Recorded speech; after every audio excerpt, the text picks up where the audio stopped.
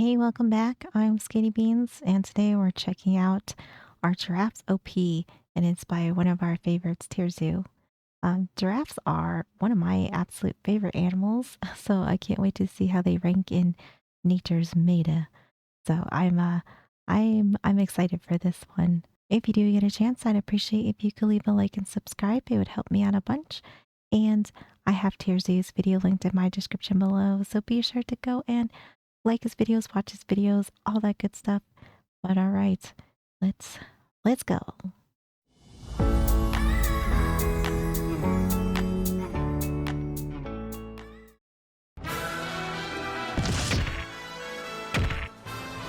Bam! Finish him. The Africa server is full of extremes. You've got the most powerful builds in the game, including the largest terrestrial build in the entire game currently. But while the African bush elephant may indeed be the largest, it isn't the tallest. That title goes to the subject of today's video, the giraffe. Yeah. But is being the tallest build in the game actually that effective of a strategy? How does it play out in practice? And what abilities did the giraffe spec into in order to compound its innate advantages? The giraffe's extreme height grants it several benefits. The first of these is how it completely changes the dynamics regarding the game's stealth mechanics. So, most top predators in the African savanna opt for the ambush strategy to get within striking range of their targets. They tend to rely on a combination of innate camouflage and use of natural cover to evade detection while closing most of the distance, breaking from cover only at the last possible second when they— Oh man, yeah, what a like a bird's eye view you get of this. This is crazy. while closing most of the distance, breaking from cover only at the last possible second when they believe they can close the remaining distance before the target has a chance to react. This strategy is almost completely useless against the giraffe, because the stealth benefit from natural cover, things like tall grass and bushes, is entirely negated when viewed from a high vantage point. While staying low to the ground— they get a GoPro on top of this giraffe. I love it. What a perspective though. And bushes is entirely negated when viewed from a high vantage point. Damn. While staying low to the ground may obscure your character from the perspective of something like a gazelle or zebra, to a giraffe you are completely exposed and your approach was seen coming from quite a ways off. The second main benefit granted to the giraffe via its height is a bonus to its defense. Because the giraffe's hurt box is elevated significantly off the ground, it's extremely difficult for most players to land a hit on the giraffe's vitals.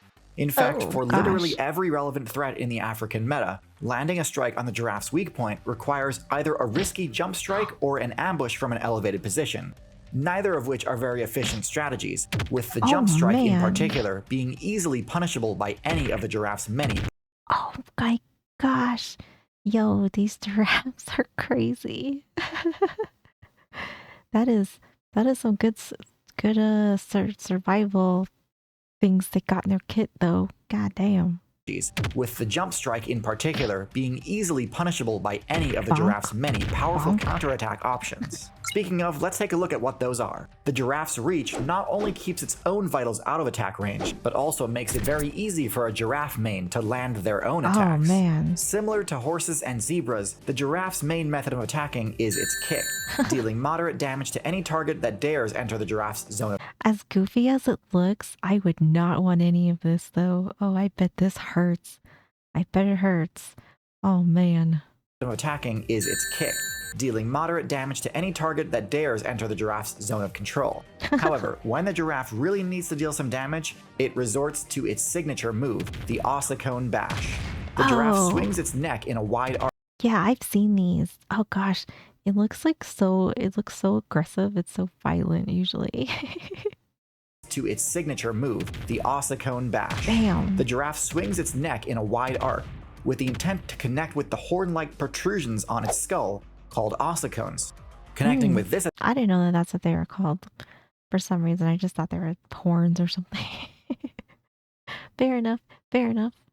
I love how they look though. I love giraffes. They're so cool. Connect with the horn-like protrusions on its skull, called ossicones. Connecting with this attack means pretty much instant game over for any player it hits, Oh, unless they man. have an extremely large health pool, such as another giraffe. Oh. However, it is a bit more risky to just throw this move out, considering that it puts your normally out of reach weak point in a potentially vulnerable position, and also deals a little recoil damage with each use as well. Oh God, this just looks like it hurts. This looks like this has got to hurt. Oh man. And imagine if you were, I don't even know. Like what could tank this kind of hit, I guess. There's probably a lot, but I guess looking at it from a human perspective, I don't think I want any of the smoke.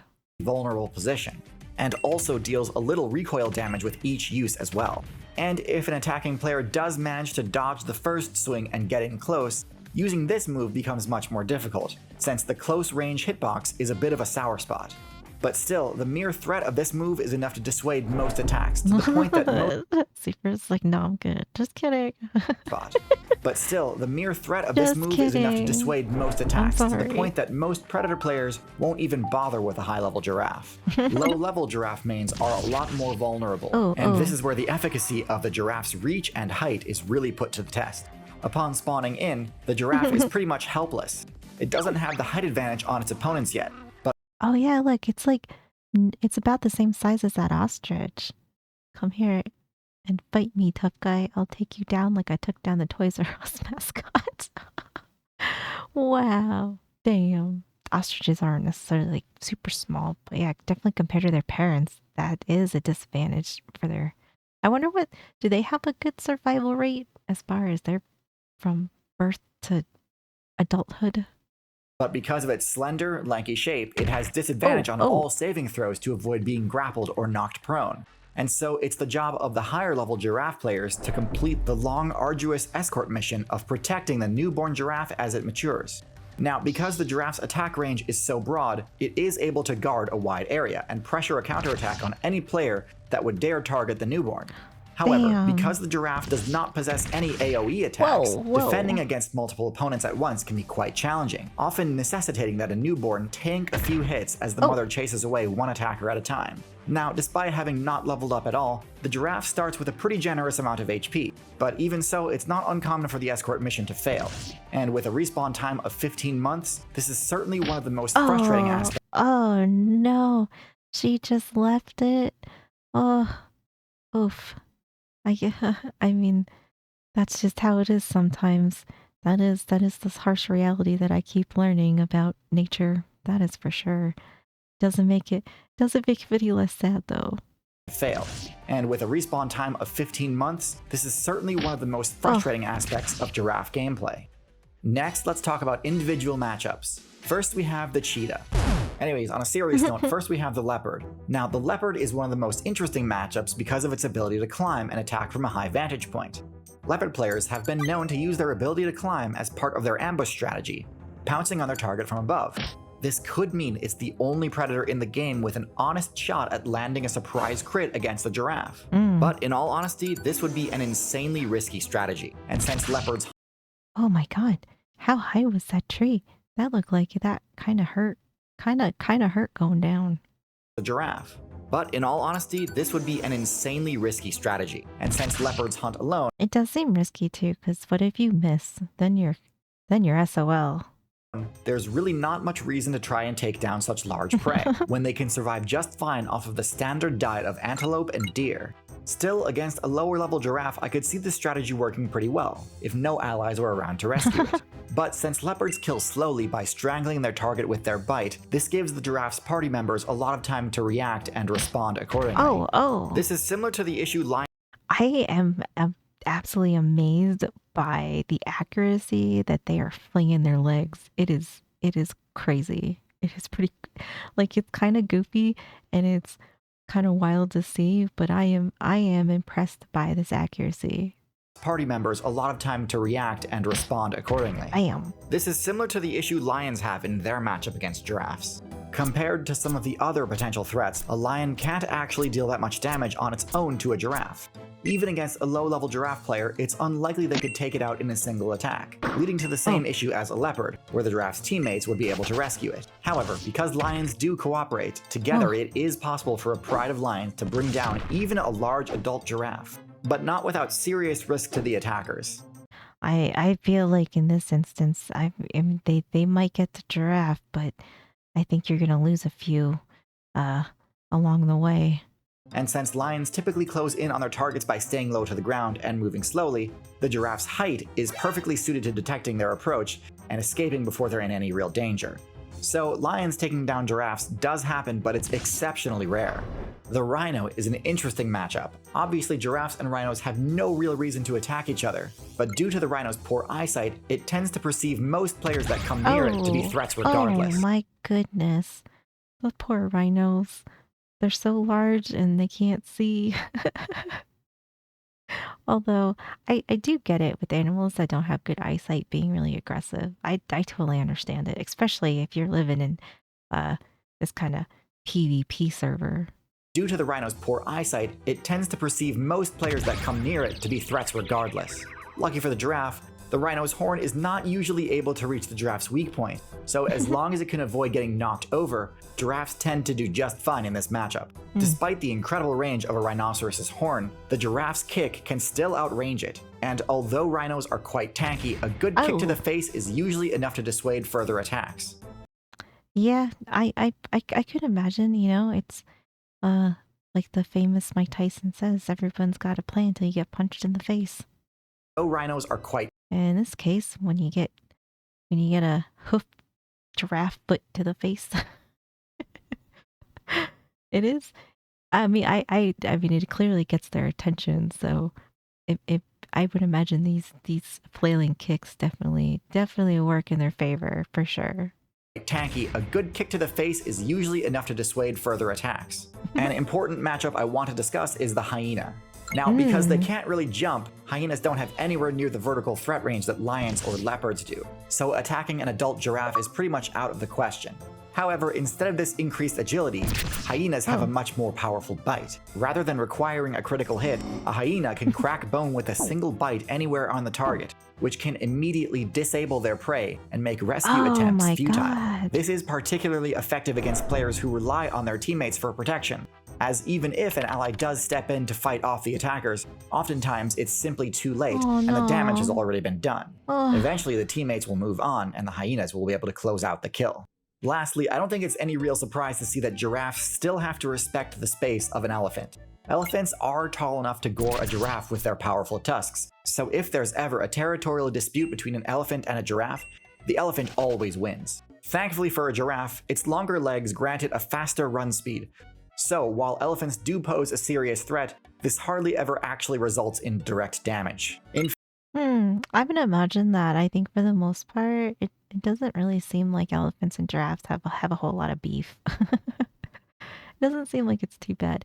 I could also understand if maybe they come across each other in a little smaller area, where they don't really have the like cushion space between them. It could get a little tense, but I could understand them like kind of coexisting better than most.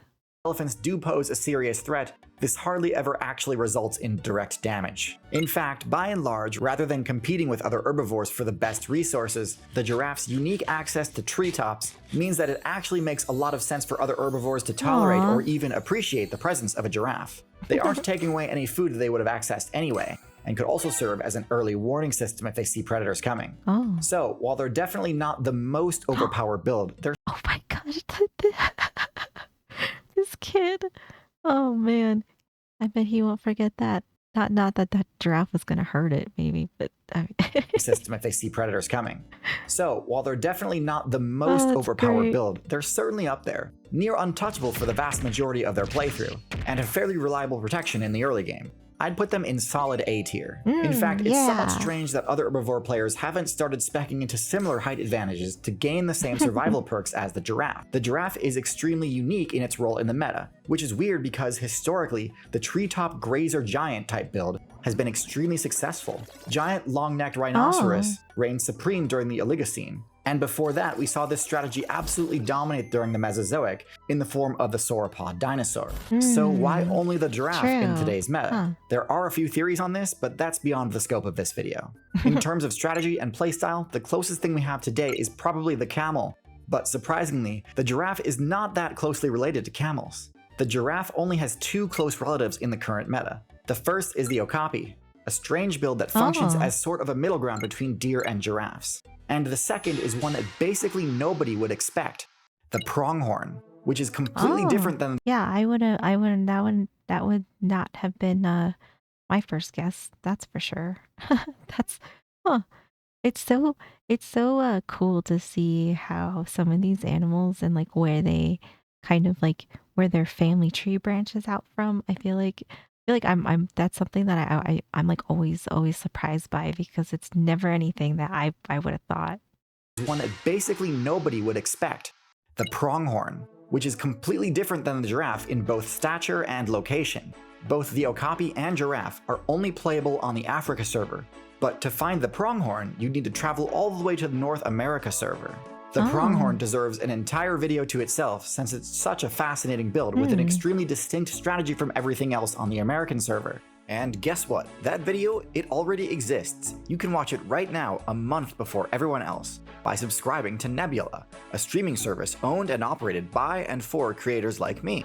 Nebula has kindly sponsored this video, and by subscribing to Nebula, you can get access to tons of bonus content, early access to new videos, and all of my videos completely ad-free. Nebula's support has been integral in my channel's continued level ups. These flashy edits, high quality stock footage clips, and custom 3D animations are all made possible due to the support of all of you who've already subscribed. If that sounds like good business to you, I encourage you to head to the link in the description and sign up. You'll immediately get access to my pronghorn video before anyone else, as well as all of my upcoming videos early and ad-free. In addition to getting early access to videos, I also recommend you check out some of the originals on the platform, which can't be seen anywhere else on the internet, including series like Modern Conflicts and Becoming Human, and also my Parasitoid Wasp video. All this and more for only $2.50 a month. Special thanks to all of my Nebula and Patreon subscribers, and thank you for watching.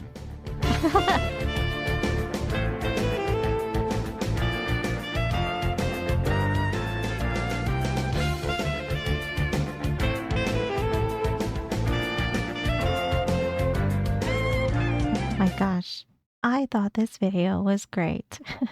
I'm glad to see that giraffes are in A tier. That's not so bad. A tier is pretty good. So, you know, I'm I am in agreement with him. So this was great though. I just love how everything is like video game terminology with him. This is a great channel. If you guys have not checked him out, be sure to go and go watch some TierZoo because he makes great videos. And it's nice to see that in our last video, he got to collab with Casual Geographic, and then we were gonna watch one of his. So this was a good couple days of the two of them. Thank you so much for hanging out with me. I really appreciate you guys being here. But yeah, be sure to go and like and subscribe to TierZoo. Great content creator. And I hope you guys have a wonderful day, and I will see you in the next one.